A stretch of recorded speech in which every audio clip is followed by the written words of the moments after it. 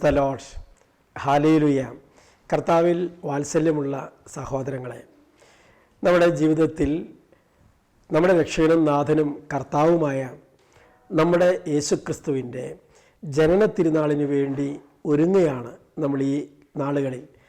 അതിനുള്ള ജീവിത ക്രമീകരണങ്ങളെല്ലാം വരുത്തി ജീവിതത്തിലെ ഒരുപാട് സന്തോഷങ്ങളും സുഖങ്ങളൊക്കെ വേണ്ടാന്ന് വെച്ച് 10-25 ദിവസം നന്നായിട്ട് ഒരുങ്ങി പ്രാർത്ഥിച്ച് ഞാനും നിങ്ങളുമൊക്കെ യേശുക്രിസ്തുവിൻ്റെ ജനനത്തിരുനാൾ ആഘോഷിക്കാൻ സന്തോഷപൂർവ്വം ഒരുങ്ങുന്ന നാളുകളാണല്ലോ ഇത്. 2020 COVID-19 എന്ന് പറയുന്ന ഒരു മഹാമാരിയുടെ പിടിയിൽ ലോകം അമർന്നുപോയ നാളുകളായിരുന്നല്ലോ. നമ്മളെ സംബന്ധിച്ച് നമ്മുടെ കുടുംബങ്ങളിലും ജീവിതങ്ങളിലും ഒരുപാട് ദുഃഖ ദുരിതങ്ങൾ വിതച്ച കാലഘട്ടമായിരുന്നു. പ്രിയപ്പെട്ടവരെ, അതിനിടയ്ക്കാണ് ഒരു ക്രിസ്മസ് ആഗതമാകുന്നത്. അതിന് നമുക്ക് സന്തോഷത്തോടെ വരവേൽക്കാൻ വേണ്ടി ഒരുങ്ങാം, പ്രാർത്ഥിക്കാം. ഇന്ന് നമ്മൾ ചിന്തിക്കുന്നത് ആത്മബന്ധത്തെക്കുറിച്ചാണ്. ഈ നോമ്പ് കാലഘട്ടത്തിൽ നമ്മുടെ ജീവിതത്തിൽ, നമ്മുടെ കുടുംബ അന്തരീക്ഷത്തിൽ ആത്മബന്ധത്തിന് കൂടുതൽ സ്ഥാനം നൽകി ആത്മബന്ധം ഊട്ടി ഉറപ്പിച്ചുകൊണ്ടുള്ള ഒരു നോമ്പാചരണത്തിന് വേണ്ടി ഒരുങ്ങണമെന്ന് ദൈവത്തിൻ്റെ പരിശുദ്ധാത്മാവ് ആഗ്രഹിക്കുന്നുണ്ട്. അതുമായി ബന്ധപ്പെട്ട ചില ചിന്തകളാണ് ഞാൻ ഇന്ന് നിങ്ങളുമായി പങ്കുവയ്ക്കുന്നത്. അതിനൊരുക്കമായി നമുക്കൊന്ന് പ്രാർത്ഥിക്കാം. സാധിക്കുന്നവരെ കണ്ണുകളൊക്കെ ഒന്ന് അടച്ച് കരങ്ങൾ കൂപ്പി ഒരു ഏതാനും സെക്കൻഡുകൾ കർത്താവിൻ്റെ സന്നിധിയിൽ എളിമയോടെ പ്രാർത്ഥിക്കാൻ. ദൈവമായ കർത്താവെ, ഞങ്ങളുടെ കുടുംബങ്ങൾ അങ്ങേക്ക് സമർപ്പിക്കുന്നു. ഞങ്ങളുടെ കുടുംബ അന്തരീക്ഷത്തിൽ ആത്മബന്ധത്തിന് വലിയ പ്രാധാന്യം നൽകാൻ അവിടുന്ന് ഞങ്ങളെ സഹായിക്കണമേ. ഈ നോമ്പാചരണത്തിൽ പ്രത്യേകിച്ച് ഞങ്ങളുടെ ജീവിതത്തിലെ കഴിഞ്ഞ കാലങ്ങളിലേക്കൊന്ന് പിന്തിരിഞ്ഞ് നോക്കാനും അവിടെയുള്ള കുറവുകൾ പരിഹരിച്ച് യേശുക്രിസ്തുവിൻ്റെ ജനനത്തിരുനാളിന് വേണ്ടിയുള്ള ഒരുക്ക കാലഘട്ടത്തിൽ വലിയൊരു മാറ്റത്തിൻ്റെയും സ്നേഹത്തിൻ്റെ അന്തരീക്ഷം കുടുംബത്തിൽ വരാനും അവിടുന്ന് ഇടവരുത്തണമേ. തകർന്നു കിടക്കുന്ന ബന്ധങ്ങളെ പുതുക്കിപ്പണിയാൻ അവിടുന്ന് ഞങ്ങളെ സഹായിക്കണമേ. പരിശുദ്ധാത്മാവെ ശക്തി തരണമേ. പരിശുദ്ധ അമ്മേ, വിശുദ്ധരെ, മാലാഖമാരെ ഞങ്ങൾക്ക് വേണ്ടി പ്രാർത്ഥിക്കണമേ. നിത്യം പിതാവും പുത്രനും പരിശുദ്ധാത്മാവുമായ സർവേശ്വര എന്നേക്കും ആമേൻ. ഈശോ മിശിഹായ്ക്ക് സ്തുതിയായിരിക്കട്ടെ. Praise the Lord. കർത്താവിൽ സ്നേഹമുള്ളവരെ, എല്ലാവർക്കും മുൻകൂട്ടി ആഗതമാകുന്ന ക്രിസ്മസിൻ്റെ എല്ലാ ആശംസകളും അർപ്പിക്കുന്നു. ദൈവത്തിൻ്റെ വലിയ സമാധാനവും സന്തോഷവും നമ്മുടെ കുടുംബങ്ങളിൽ വ്യാപരിക്കട്ടെ എന്ന് പ്രാർത്ഥിക്കുന്നു. ലൂക്ക 2:14 അത്യുന്നതങ്ങളിൽ ദൈവത്തിന് മഹത്വം, ഭൂമിയിൽ ദൈവകൃപ ലഭിച്ചവർക്ക് സമാധാനം. അപ്പോൾ കർത്താവിന് മഹത്വം ഉണ്ടാകട്ടെ. ദൈവകൃപ ലഭിച്ച എല്ലാ കുടുംബങ്ങളിലും സമാധാന അന്തരീക്ഷം നിലനിൽക്കട്ടെ എന്ന് പ്രാർത്ഥിക്കുന്നു. നമുക്ക് ആത്മബന്ധത്തിൽ ജീവിച്ചുകൊണ്ട് നമ്മുടെ തകർന്നു കിടക്കുന്ന ബന്ധങ്ങളെ, തകർന്നു കിടക്കുന്ന ജീവിതത്തിലെ കൂട്ടായ്മകളെയൊക്കെ പുതുക്കി പണിയാൻ സാധിക്കുമെന്ന് പറയുന്നത് വലിയൊരു നോമ്പാചരണമാണ്. പ്രിയപ്പെട്ട സഹോദരങ്ങളെ, ഈ 25 ദിവസവും നമ്മൾ പല വിധത്തിലുള്ള അനുഷ്ഠാനങ്ങളിലൂടെയാണ് കടന്നു പോകുന്നത്. ഓരോരുത്തരും അവരവരുടെ കുടുംബാന്തരീക്ഷത്തിന് യോജിച്ച വിധത്തിലുള്ള അവരുടെ മാനസികവും ശാരീരികവുമായ ആ കഴിവുകൾക്ക് യോജിച്ച വിധത്തിലുള്ള നോമ്പാചരണം അനുഷ്ഠിച്ചുകൊണ്ടാണ് നമ്മൾ മുൻപോട്ട് പോകുന്നത്. വളരെ നല്ല കാര്യങ്ങളാണ് അവയെല്ലാം. നോമ്പ് എന്ന് പറഞ്ഞാൽ പിന്നിലേക്കൊന്ന് തിരിഞ്ഞു നോക്കുക എന്നൊരർത്ഥമുണ്ട്. നമ്മുടെ കഴിഞ്ഞ കാലങ്ങളിലെ നമ്മുടെ ജീവിതത്തിലേക്ക് ഒന്ന് തിരിഞ്ഞു നോക്കുക, നമ്മുടെ പിന്നാമ്പുറങ്ങളിലേക്ക് ഒന്ന് കണ്ണോടിക്കുക. അവിടെ എന്തൊക്കെ തകർച്ചകളിലൂടെ നമ്മൾ കടന്നുപോയി, എന്തൊക്കെ വിജയങ്ങളിലൂടെ നമ്മൾ കടന്നുപോയി, ഏതെല്ലാം മേഖലയിലാണ് നമ്മുടെ ജീവിതത്തിൽ വിജയവും പരാജയവും ഉണ്ടായത്, എവിടെയൊക്കെയാണ് ബന്ധങ്ങളിൽ തകർച്ച നേരിട്ടത്, അത് നമ്മൾ കണ്ടുപിടിക്കണം. എന്നിട്ട് ഈ നോമ്പ് നമ്മൾ ആചരിക്കുമ്പോൾ നമ്മൾ പ്രത്യേകം ചിന്തിക്കേണ്ട കാര്യം ഇതാണ്: തകർന്ന് കിടക്കുന്ന ബന്ധങ്ങളെ പുനഃസ്ഥാപിക്കുന്നതായിരിക്കട്ടെ നമ്മുടെ ഈ നോമ്പാചരണം. Praise the Lord. അതുമായി ബന്ധപ്പെട്ട ചില ചിന്തകളിലൂടെ നമ്മളെ പരിശുദ്ധാത്മാവ് നയിക്കട്ടെ എന്ന് പ്രാർത്ഥിക്കുകയാണ്. ഉൽപ്പത്തി പുസ്തകം, ബൈബിൾ ആദ്യത്തെ പുസ്തകം, ബുക്ക് ഓഫ് ജെനീസിസ് ചാപ്റ്റർ 3, 3-ാമത്തെ അധ്യായത്തിൽ 11 തൊട്ട് 13 വരെയുള്ള വാക്യങ്ങൾ, ഉൽപ്പത്തി 3:11 മുതൽ 13 വരെയുള്ള വാക്യങ്ങളിൽ കർത്താവ് ഒരു പ്രത്യേക സംഗതി നമ്മളെ പഠിപ്പിക്കുകയാണ്. അപ്പം ദൈവം ആദത്തെയും ഹവ്വായെയും ഏദൻ തോട്ടത്തിലാക്കി. അതൊക്കെ നമുക്ക് എല്ലാവർക്കും അറിയാവുന്ന കാര്യമാണ്. അതിനകത്ത് ഒരു വൃക്ഷത്തിൻ്റെ പഴം മാത്രം തിന്നരുതെന്ന് പറഞ്ഞു. പ്രിയപ്പെട്ട സഹോദരങ്ങളെ, സാത്താൻ കൗശലപൂർവ്വം അവരെ വഞ്ചിച്ചു. ആ അനുസരണക്കേട് അവർ കാണിച്ചു. ദൈവം സന്ധ്യയായപ്പോൾ, വൈകുന്നേരമായപ്പോൾ തോട്ടത്തിൽ ഉല്ലാത്തുന്ന ശബ്ദം കേട്ടപ്പോൾ ഇവർ ഒളിച്ചു. ഇവർ പതുങ്ങി. അപ്പം ദൈവം വിളിക്കുന്നുണ്ട്, ആദം നീ എവിടെയാണ്? ഇനി 11 തൊട്ട് നമ്മൾ വായിക്കുമ്പോൾ ആദം പറയുന്ന കാര്യം ഇതാണ്, ഞാൻ നഗ്നനായതുകൊണ്ട് ഒളിച്ചതാണ്. അപ്പം അവൻ നഗ്നനാണെന്നുള്ള തിരിച്ചറിവ് അവനുണ്ടായി. എപ്പോഴാണ് അവൻ ആ തിരിച്ചറിവ് വന്നത്? പ്രിയപ്പെട്ട സഹോദരങ്ങളെ, ആ ബന്ധം വിച്ഛേദിക്കപ്പെട്ടപ്പോൾ അവൻ്റെ ജീവിതത്തിൽ അവൻ ചില കാര്യങ്ങൾ മനസ്സിലാക്കിയാണ്. അതുവരെ ദൈവവുമായിട്ടുള്ള വലിയൊരു ബന്ധത്തിലാണ് ഈ ആദം ജീവിച്ചുകൊണ്ടിരുന്നത്, ഹവ്വ ജീവിച്ചുകൊണ്ടിരുന്നത്. ഇവിടെ ബന്ധം അറ്റു. അതോടുകൂടി അവന് ഭയം ജനിക്കാൻ തുടങ്ങി, ലജ്ജയുണ്ടായി, അവൻ ഒളിക്കാൻ പരിശ്രമിച്ചു. ജീവിതത്തിൻ്റെ പുറകോട്ടുള്ള അവൻ്റെ യാത്ര ആരംഭിക്കുകയാണ്. പ്രിയപ്പെട്ട സഹോദരങ്ങളെ, അപ്പോൾ ദൈവം ചോദിക്കുന്നൊരു ചോദ്യമുണ്ട്, ഞാൻ നഗ്നനായതുകൊണ്ട് ഒളിച്ചതാണ്. അപ്പോൾ ദൈവം ചോദിച്ചു, നിന്നോട് ആര് പറഞ്ഞു നീ നഗ്നനാണെന്ന്? ഞാൻ തിന്നരുത് എന്ന് പറഞ്ഞ പഴം നീ തിന്നോ? ആ ചോദ്യത്തിന് ആദം പറയുന്ന മറുപടി എന്താണെന്നറിയാമോ? നീ എനിക്ക് കൂട്ടിന് തന്ന ആ സ്ത്രീ ആ പഴം എനിക്ക് തന്നു, ഞാനത് തിന്നു. ഒറ്റ ചോദ്യമുള്ളൂ, ആര് തന്നു, എവിടുന്ന് തിന്നു, എങ്ങനെ തിന്നു എന്നൊന്നും ദൈവം ചോദിച്ചിട്ടില്ല. ഒറ്റ ചോദ്യമുള്ളൂ, ഞാൻ തിന്നരുത് എന്ന് പറഞ്ഞ പഴം നീ തിന്നോ? ഒറ്റ ആൻസറേ ഉള്ളൂ, തിന്നു അല്ലെങ്കിൽ തിന്നില്ല. ഇവിടെ ഒരു ബന്ധത്തിൻ്റെ മറ്റൊരു തലത്തിലെ തകർച്ച നമ്മൾ കാണാൻ പറ്റും. ആ സ്ത്രീയെ കിട്ടിയപ്പോൾ ഈ മനുഷ്യൻ പറഞ്ഞത് ഇങ്ങനെയാണ്, എൻ്റെ അസ്ഥിയുടെ അസ്ഥിയും മാംസത്തിൻ്റെ മാംസവും, ഇല്ലേ? അങ്ങനെ പറഞ്ഞ് അത്രമാത്രം അറ്റാച്ച്മെൻറ്റ്, ബന്ധത്തിൽ ആയിരുന്ന ഒരാത്മബന്ധത്തിൽ മുന്നോട്ട് പോയ കുടുംബം, ദൈവം യോജിപ്പിച്ച കുടുംബമാണല്ലോ. ആ കുടുംബത്തിൻ്റെ ആത്മബന്ധം അത്ര ദൃഢമായിരുന്നു. എൻ്റെ അസ്ഥിയുടെ അസ്ഥി മാംസത്തിൻ്റെ മാംസം. എന്നിട്ട് ഇപ്പം എന്തായി? ഇപ്പം പറയാണ്, നീ എനിക്ക് കൂട്ടിന് തന്ന ആ സ്ത്രീ ആ പഴം എനിക്ക് തന്നു, ഞാനത് തിന്നു. പ്രിയപ്പെട്ട സഹോദരങ്ങളെ, ബന്ധത്തിൻ്റെ തകർച്ച അവിടെ തുടങ്ങി. അപ്പോൾ സ്ത്രീയോട് ദൈവം ചോദിച്ചു, ഞാൻ തിന്നരുതെന്ന് പറഞ്ഞ പഴം നീ തിന്നോ?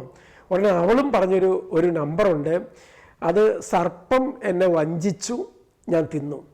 അവിടെയും ഒരു കക്ഷിയുണ്ട്, കുറ്റാരോപിതനായ ഒരാളുണ്ട്. ഇവിടെ പുരുഷൻ കുറ്റം ആരോപിക്കുന്നത് സ്ത്രീയിലും, സ്ത്രീ കുറ്റം ആരോപിക്കുന്നത് സർപ്പത്തിലുമാണ്. പ്രിയപ്പെട്ട സഹോദരങ്ങളെ, അവസാനം രണ്ടുപേരും കൂടെ കുറ്റം ആരോപിക്കുന്നത് ദൈവത്തെ ആയിരിക്കും. കാരണം ദൈവം സൃഷ്ടിച്ചുകൊണ്ടാണല്ലോ ഇങ്ങനെ സംഭവിച്ചത്. അപ്പം ഇവിടെ ബന്ധങ്ങൾ തകരുകയാണ്. മുമ്പുണ്ടായിരുന്ന അവരുടെ ആത്മബന്ധത്തിൽ വിള്ളലുകൾ ഏൽക്കുകയാണ്. നിങ്ങൾ ചിന്തിക്കണം, ഈ നോമ്പാചരണത്തിൽ എന്തിനാണ് ഞാൻ ഈ വിഷയം പറയുന്നത്? ചിലപ്പോൾ ഓർക്കും. പ്രിയപ്പെട്ട സഹോദരങ്ങൾ, നിങ്ങൾക്ക് മനസ്സിലാവും, അത് പരിശുദ്ധാത്മ മനസ്സിലാക്കി തരും. ഇവിടെ എന്താ സംഭവിച്ചത്? ഒരരുതായ്മ അവരുടെ ജീവിതത്തിൽ വന്നപ്പോൾ, ഒരനുസരണക്കേട് വന്നപ്പോൾ, അല്ലെങ്കിൽ ദൈവത്തിൻ്റെ കൽപ്പനയെ ലംഘിച്ചപ്പോൾ അവരുടെ ജീവിതത്തിലെ ബന്ധങ്ങൾ അത് തകരാനായിട്ട് ആരംഭിച്ചു. അന്ന് വരെ ഉണ്ടായിരുന്ന ആ ഹൃദയ ഐക്യം, അസ്ഥിയുടെ അസ്ഥി മാംസത്തിൻ്റെ മാംസം എന്നൊക്കെ പറഞ്ഞിരുന്ന ആ ഒരു സ്നേഹബന്ധം ഉണ്ടല്ലോ, അതങ്ങോട്ട് തകർന്നിട്ട് കുറ്റപ്പെടുത്തലിൻ്റെ ഒരു സ്വരത്തിലേക്ക് ഇത് മാറി, വിധിക്കലിൻ്റെ ഒരു സ്വരത്തിലേക്ക് അത് മാറി. ഒരു പരാജിതൻ്റെ ശബ്ദം അവിടെ ആദത്തിൽ നിന്ന് മുഴങ്ങിക്കേൾക്കുകയാണ്. ഒരു പരാജിതയുടെ ശബ്ദം ഹവ്വായിൽ നിന്ന് മുഴങ്ങിക്കേൾക്കുകയാണ്. എന്ന് വെച്ചാൽ ഇവിടെ 3 തലങ്ങളിലെ ബന്ധം തകർക്കപ്പെട്ടു. 1, ദൈവവും മനുഷ്യനും തമ്മിലുള്ള ബന്ധം. 2, മനുഷ്യനും തമ്മിലുള്ള ബന്ധം. 3, ഈ പ്രപഞ്ചവുമായി അല്ലെങ്കിൽ പ്രകൃതിയിലെ ജീവജാലങ്ങളുമായി മനുഷ്യർക്കുണ്ടായിരുന്ന ഒരു ബന്ധം, അത് വിച്ഛേദിക്കപ്പെട്ടു. അങ്ങനെ സകല വിധത്തിലുമുള്ള ബന്ധം അന്ന് തകർന്നു. ആ തകർച്ച ഇന്നും നമ്മുടെ കുടുംബാന്തരീക്ഷത്തിൽ നിലനിൽക്കുകയാണ്. അപ്പോൾ ഈ നോമ്പിൽ എന്തിനാണ് ഞാനിത് പറയണത്?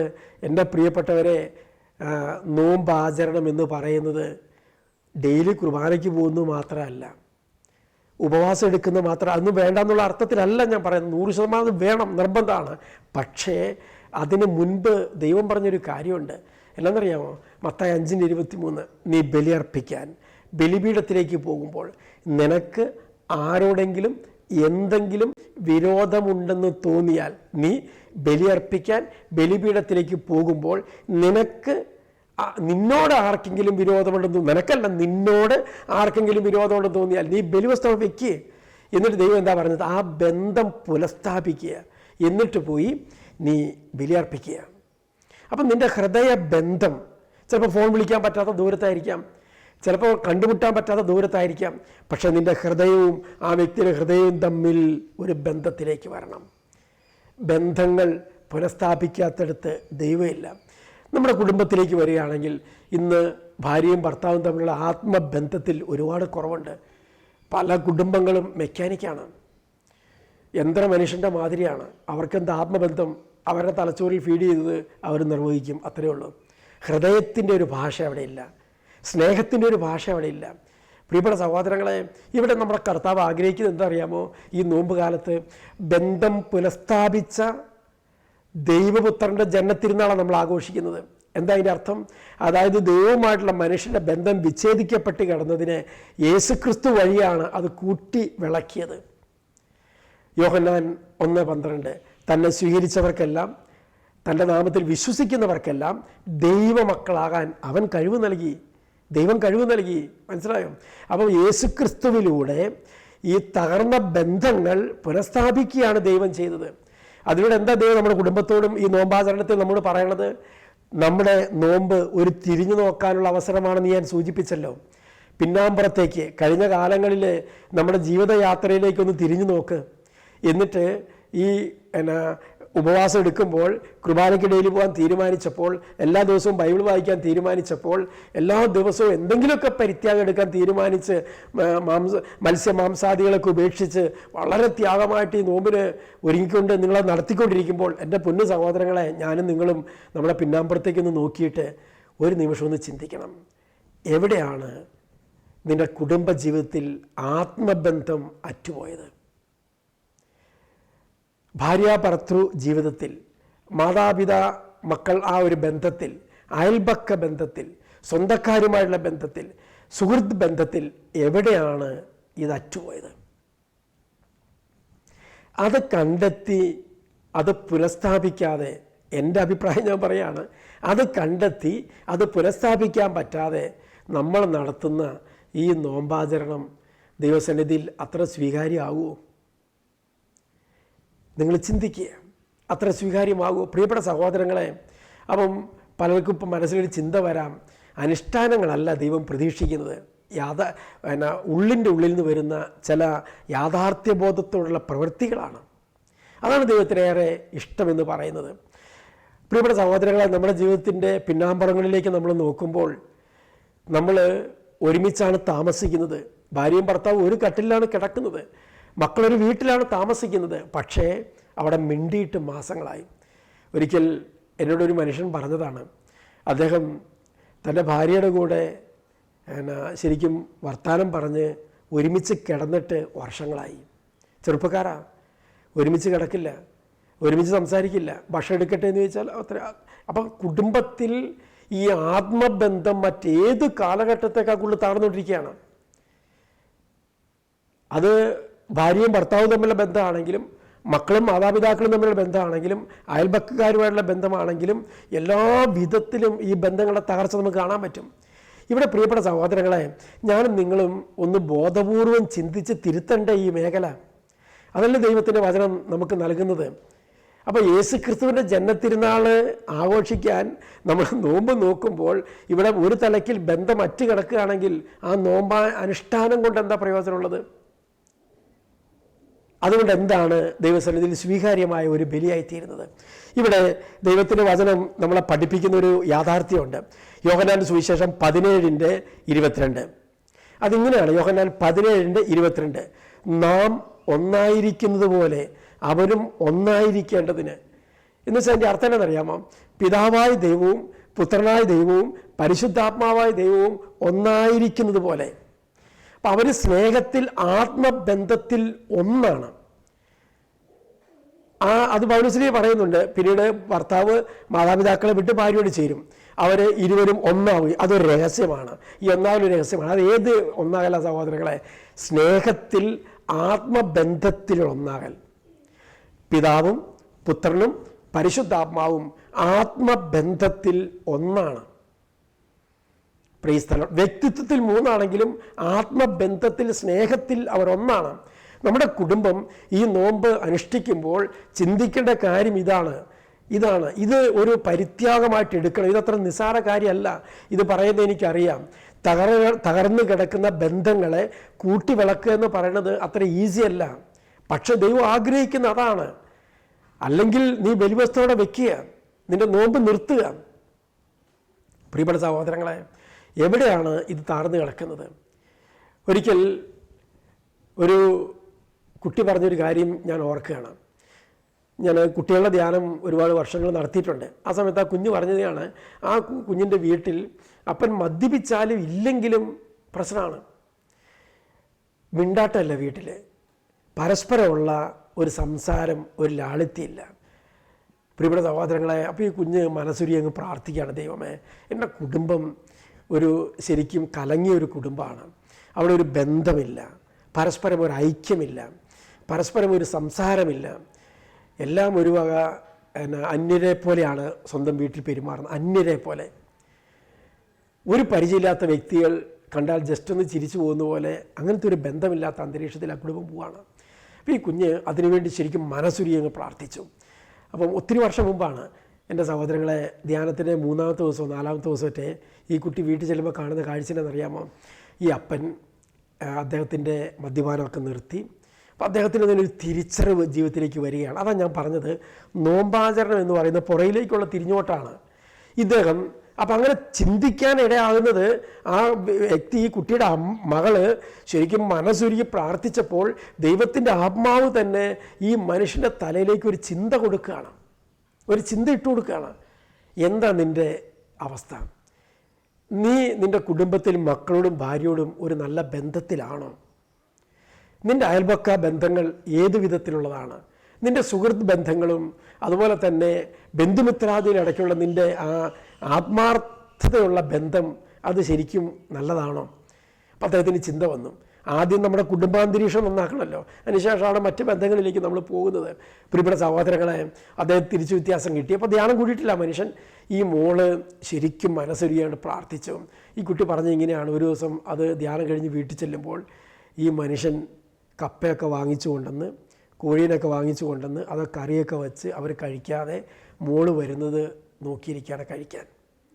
ആ കുട്ടി പറയാം, പിറ്റേ ദിവസം എൻ്റെ കണ്ണ് നിറഞ്ഞാണ് ഞാൻ ആ ഭക്ഷണം കഴിച്ചത്. ആദ്യമായിട്ടാണ് അപ്പനും അമ്മയും മക്കളും ഒരുമിച്ചിരുന്ന് ഭക്ഷണം കഴിക്കുന്നത്. അല്ലെങ്കിൽ അപ്പന് തോന്നുമ്പോൾ ഒന്ന് കഴിക്കും, വിഷമത്തിൻ്റെയും പ്രയാസത്തിൻ്റെയും പേരിൽ മിണ്ടാട്ടമില്ലാതെ അമ്മയുടെ ഒരു മൂലയ്ക്കിരുന്ന് കഴിക്കും, മക്കൾ തോന്നുമ്പോൾ കഴിക്കും. ബന്ധമില്ല, ആത്മബന്ധം അവിടെ വിച്ഛേദിക്കപ്പെട്ട് കിടക്കുകയാണ്. ഈ കുടുംബത്തിൽ ആ കുട്ടി പറയാണ്, അന്ന് വളരെ സന്തോഷത്തോടെ കപ്പയും കോഴിയിറച്ചിയും കഴിക്കുമ്പോൾ അതിനേക്കാൾ ടേസ്റ്റ് എന്താണ്? ആ സ്നേഹമുള്ള ഒരു അന്തരീക്ഷത്തിൽ, ബന്ധമുള്ള ഒരു അന്തരീക്ഷത്തിൽ, ആ ഒരു കൂട്ടായ്മയിലിരുന്ന് ഞങ്ങൾക്ക് ഭക്ഷണം കഴിക്കാൻ പറ്റി എന്നുള്ളതാണ് ജീവിതത്തിലെ ഏറ്റവും വലിയ ആനന്ദം, മറക്കാൻ പറ്റാത്തൊരു സാഹചര്യം. പ്രിയപ്പെട്ട സഹോദരങ്ങളെ, നമ്മൾ ഒരുപക്ഷെ കഠിന നോയമ്പിലൂടെ കടന്നു പോവുകയാണ്. പ്രത്യേകിച്ച് ഈ COVID-19 കാലഘട്ടത്തിൽ ഒരു സന്തോഷ വാർത്തയുള്ളത്, കുറേ പേരെങ്കിലുമൊക്കെ ഫോൺ വിളിച്ചും അല്ലെങ്കിൽ മറ്റേതെങ്കിലുമൊക്കെ വിധത്തിലായിട്ട് ഈ ലോക്ക്ഡൗൺ കാലഘട്ടത്തിലൊക്കെ നമ്മൾ വീട്ടിലിരുന്നപ്പോൾ കുറേ ബന്ധങ്ങളൊക്കെ ഒന്ന് ഓർത്തെടുക്കാനും അവയൊക്കെ ഒന്ന് പുതുക്കി പണിയാനും അതിനൊക്കെ ഒരു ഇത് ചെയ്യാനും പലർക്കും സാധിച്ചിട്ടുണ്ട്. എങ്കിലും ഒരുപാട് കുടുംബജീവിതങ്ങൾ ഇന്നും ബന്ധങ്ങൾ അറ്റുപോയ ജീവിതങ്ങളാണ്. അവരുടെ പല ബന്ധങ്ങളും തന്നെ പല വിധത്തിൽ വഴിമാറിക്കിടക്കുകയാണ്.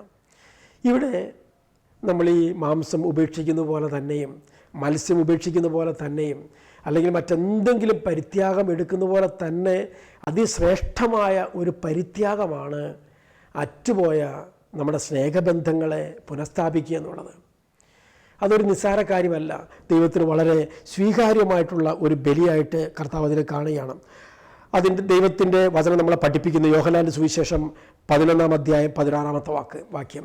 യോഹന്നാൻ 11:16. പശ്ചാത്തലം ഇതാണ്, യേശുക്രിസ്തു ലാസറിനെ ഉയർപ്പിക്കാൻ പോവുകയാണ്. യേശുക്രിസ്തു ലാസറിനെ ഉയർപ്പിക്കാൻ പോകുമ്പോൾ അപ്പോൾ തന്നെ യേശുക്രിസ്തുവിനെ കല്ലെറിയാനൊക്കെ യഹൂദർ ആലോചിച്ചുകൊണ്ടിരിക്കുന്ന സമയമാണ്. ലാസർ മരിച്ചു. ദിവസങ്ങൾ കഴിഞ്ഞിട്ടാണ് യേശുക്രിസ്തു അങ്ങോട്ട് പോണത്. സംസ്കരിക്കപ്പെട്ട് കഴിഞ്ഞ് 4 ദിവസം കഴിഞ്ഞിട്ടാണ് യേശുക്രിസ്തു പോണത്. ആ സമയത്ത് ഭയം അവർക്കുണ്ട്. അപ്പോൾ യേശുക്രിസ്തു പറയാണ്, ലാസർ ഉറങ്ങുകയാണ്, ഞാൻ അവനെ എഴുന്നേൽപ്പിക്കാൻ പോവാണ്.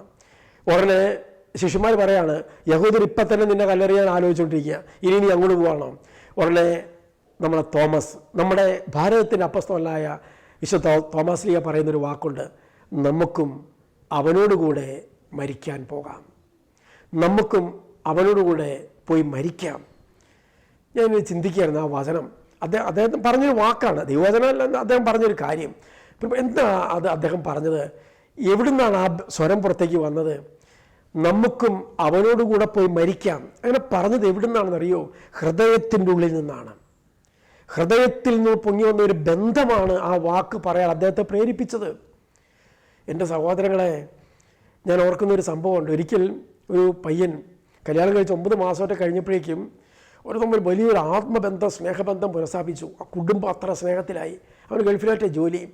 എൻ്റെ സഹോദരങ്ങളെ, ആ ചെറുപ്പക്കാരൻ ബൈക്കിൽ പോണ വഴിക്ക് ബൈക്ക് സ്കെട്ട് ചെയ്തിട്ട് ഭാര്യ ഒരു വണ്ടിയുടെ അടിയിലേക്ക് അങ്ങോട്ട് പോയി. അവളുടെ അരയ്ക്ക് കീപ്പോട്ട് പാരലൈസ്ഡായിപ്പോയി. എൻ്റെ സഹോദരങ്ങളെ, ആ ചെറുപ്പക്കാരൻ ധ്യാനത്തിൽ വന്നിട്ട് എന്നോട് പ്രാർത്ഥിക്കാമെന്ന് എൻ്റെ മുമ്പിൽ വന്നിരുന്ന് വാവിട്ട് കരഞ്ഞിട്ട് പറയാണ്, ഫ്രാൻസേട്ടാ, എൻ്റെ ഭാര്യയെ നോക്കിയിരിക്കാൻ തുടങ്ങിയിട്ട് വർഷം 4 ഞാൻ ഇനിയും എത്ര വർഷം വേണമെങ്കിലും കാത്തിരിക്കാം. ഞാൻ വരുമ്പോൾ അവൾ പറയും, ചേട്ടൻ വേറെ കല്യാണം കഴിക്കുകയും. പ്രിയപ്പെട്ട സഹോദരങ്ങളെ, ഈ സംഭവത്തിലൂടെ ഒരു ചിന്ത ഞാൻ നിങ്ങളുടെ മനസ്സിൽ വയ്ക്കുകയാണ്. ഇങ്ങോട്ടൊന്നും ഇല്ലാത്തപ്പോഴും ഒന്നും പ്രതീക്ഷയ്ക്ക് വകയില്ലാത്തപ്പോഴും തൻ്റെ കുടുംബജീവിതത്തിലെ ആ ബന്ധം ഈ മനുഷ്യൻ നിലനിർത്തുകയാണ്. 1 യോഹന്നാൻ 4:20 ആരെങ്കിലും ദൈവത്തെ സ്നേഹിക്കുന്നു പറയുകയും സ്വന്തം സഹോദരനെ ദേഷിക്കുകയും ചെയ്താൽ കള്ളം പറയുന്നു. കാരണം കാണപ്പെടുന്ന സഹോദരങ്ങളെ സ്നേഹിക്കാത്തവർക്ക് കാണപ്പെടാത്ത ദൈവത്തെ എങ്ങനെ സ്നേഹിക്കാൻ പറ്റും? അപ്പം നമ്മുടെ ഈ ബന്ധം തകർന്നു കിടക്കുകയാണെങ്കിൽ എങ്ങനെയാണ് ഈ നോമ്പാചരണം അതിൻ്റെ ശരിയായ അർത്ഥത്തിൽ നമുക്ക് അനുഷ്ഠിക്കാൻ പറ്റുന്നത്? അപ്പം അതുകൊണ്ട് നമ്മുടെ കുടുംബത്തിൽ ഏതെങ്കിലുമൊക്കെ വിധത്തിൽ ഇന്ന് മാനസികമായിട്ട് അകന്ന് ജീവിക്കുന്നവരുണ്ടെങ്കിൽ, മാനസികമായ അകൽച്ചയിലോ ബന്ധങ്ങൾ അറ്റുപോയതോ വിധത്തിൽ കഴിയുന്നവരുണ്ടെങ്കിൽ, പ്രിയപ്പെട്ടവരെ, നിങ്ങൾ ദയവായിട്ട്, ഇതൊരു വലിയ ത്യാഗമാണ്. ഇതുകൂടി ഇതിനകത്ത് ഉൾച്ചേർത്ത് നിങ്ങളുടെ ജീവിതത്തിൽ ഈ നോമ്പാചരണം അനുഷ്ഠിക്കണമെന്ന് യേശുക്രിസ്തുവിൻ്റെ നാമത്തിൽ ഞാൻ നിങ്ങളോട് അപേക്ഷിക്കുകയാണ്. പരിശുദ്ധാത്മാവ് അതിന് നിങ്ങളെ സഹായിക്കും. യാതൊരു ബുദ്ധിമുട്ടും കൂടാതെ നമുക്ക് ക്രിസ്മസിന് വേണ്ടി ഈ വിധത്തിൽ നമ്മുടെ ജീവിതത്തെ ഒന്ന് ക്രമപ്പെടുത്തി ഒരുക്കാൻ സഹായിക്കും എന്ന് എനിക്ക് ഉറപ്പുണ്ട്. അതിന് നമുക്കിടയാകട്ടെ എന്ന് പ്രാർത്ഥിക്കുന്നു. പരിശുദ്ധാത്മാവായ ദൈവം അതിനുള്ള ശക്തിയും കൃപയും നിങ്ങൾക്ക് പ്രദാനം ചെയ്യട്ടെ. അത്യുന്നതങ്ങളിൽ ദൈവത്തിന് മഹത്വം, ഭൂമിയിൽ ദൈവ കൃപ ലഭിച്ചവർക്ക് സമാധാനം ഉണ്ടാകുന്ന ഒരന്തരീക്ഷം വരട്ടെ എന്ന് പ്രാർത്ഥിക്കുന്നു. എല്ലാവർക്കും ക്രിസ്മസിൻ്റെ മംഗളങ്ങൾ മുൻകൂട്ടി ആശംസിച്ചുകൊണ്ട് ദൈവത്തിൻ്റെ കൃപയിൽ നമ്മുടെ കുടുംബവും ജീവിതവും ഈ വിധത്തിൽ ഈ നോമ്പ് അനുഷ്ഠിക്കാൻ ഇടയാകട്ടെ എന്ന് പ്രാർത്ഥിക്കുന്നു. പരിശുദ്ധാത്മാവ് അനുഗ്രഹിക്കട്ടെ. ഹല്ലേലൂയ. Praise the Lord.